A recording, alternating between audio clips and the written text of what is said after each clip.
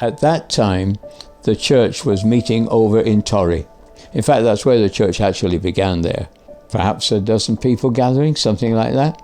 It was one of those buildings that was made chiefly of corrugated iron. We had to get buckets, bowls, whatever, to collect the drips coming through from the roof.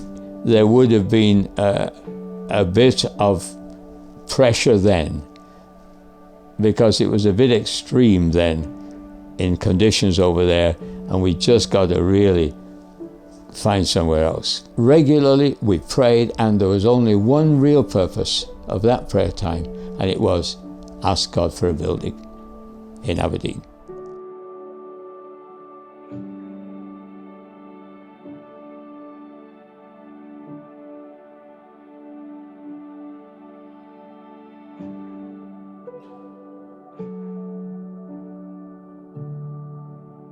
A long time in Fresno, about 16 years, and ministering to a congregation, I guess about this size. I wasn't for moving. No way I'm moving. I mean, I've come home. My family are here. You know, my friends are here. I've got a nice house. I love the folks. I love the church. We're doing fine. God wanted me to move. He's not getting through to me.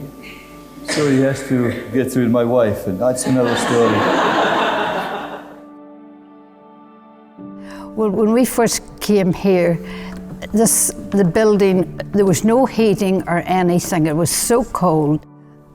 I do remember when we first came to see the size of the building, and I remember there were steps up to the pulpit, and I went up and I looked right round the church and I thought, Lord, why have you brought us here?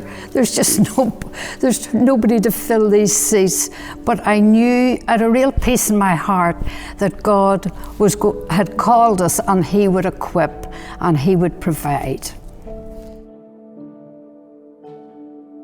At the time there was only 10, 15 folks there, and it was a sunny day, you know, and the sun came in there was no curtains up there, so the sun came in, and I was preaching to this 10, 15 people here, and I remember looking up, and it was almost like there were shadows of people all along the back row.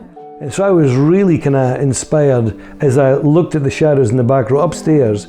And they weren't there, but it was just, actually you can see this. And I said to your dad, and we spoke about it together, about wouldn't it be amazing? John obviously handed over the reins to me in 2004. And there probably would have been about 120 regularly coming on a Sunday morning at that point. And the journey has been incredible. The balcony needed to be used, so we thought, well, actually to refurbish the balcony, we'll have to shut down our church. And then we thought, we can't do that. We thought, well, let's do multiple services. Right. So we did multiple services just for the summer season to refurbish the balcony. And we had no idea that actually that was going to be something that was going to be so much part of our journey later on, multiple services.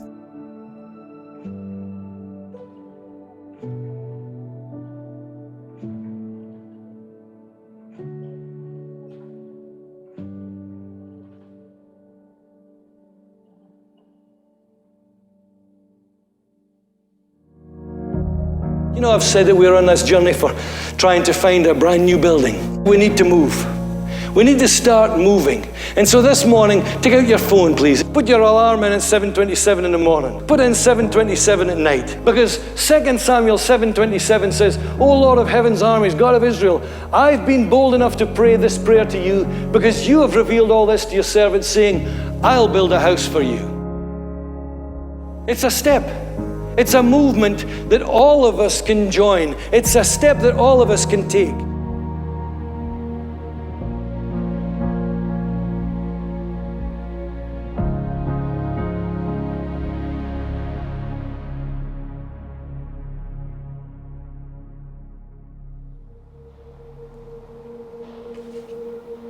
I first came to King's in August 1993 as a young student coming through to university here, and met my wife, and we've been here almost 30 years.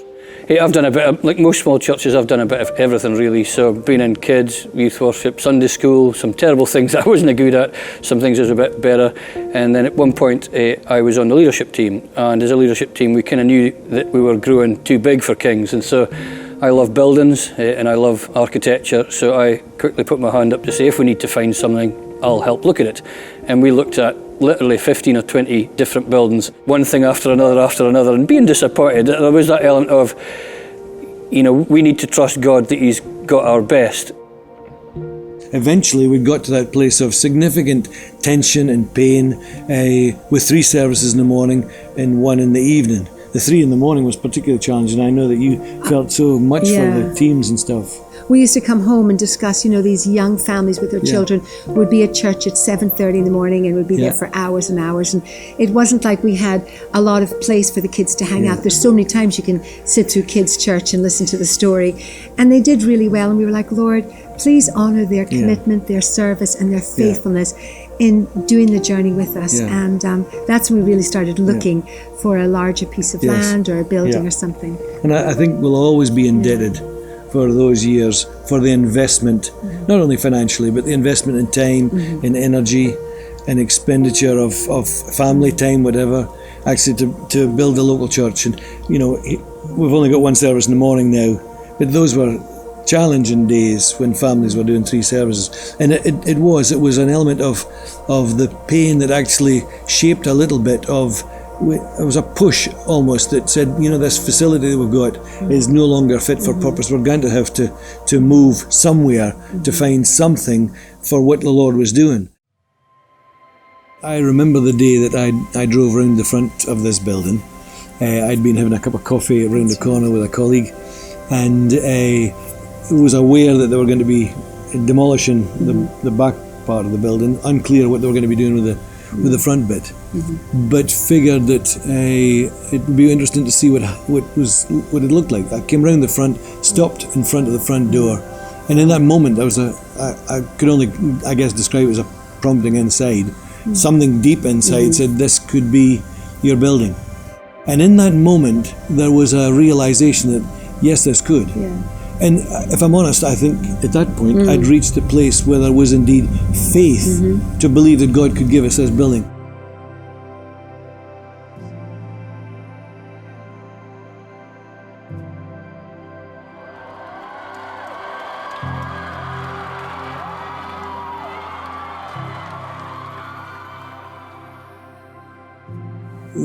It's your faith in a God who keeps His promises. It's a faith in a God who speaks to each one of us that actually keeps the anchor there. That actually, Lord, we don't know when, but we do know there is. And so on the day that I drove around the front here in the little car and sat at the front, then there was no massive sort of, this is too far a jump now, because God had already slowly and steadily over these years that we've been looking built a faith to believe that God is the God who does the impossible, who answers prayers, and who can deliver. And so I think as we're watching this today and seeing the journey and celebrating what the Lord has done, I think, who knows, as we now turn and look to the future ahead of us, that God has placed a level of faith in us that would articulate He is the God of the exceeding abundant, above what we can ask or think or dream or imagine. He is that Ephesians 3:20. If He can do it for a building, He can do it for families. He can do it for our city. He can do it for our street. He can do it for the locations around us. He can do it for the ones that we've been praying for years. He can do it for anything that you and I think and consider are the things that we'll never move from, because when we put our trust in Him, He's the one that directs our paths. Everything that we're enjoying today, the moment that we're celebrating today, the future that we're looking forward, is not because of our human might and our human power, but because of His Spirit, because of His hand on everything that we're doing. And so again today, we give God glory and acknowledge that it's all about Him, and it's all about what He's done in and through the lives of surrendered men and women that arrive where we're at today.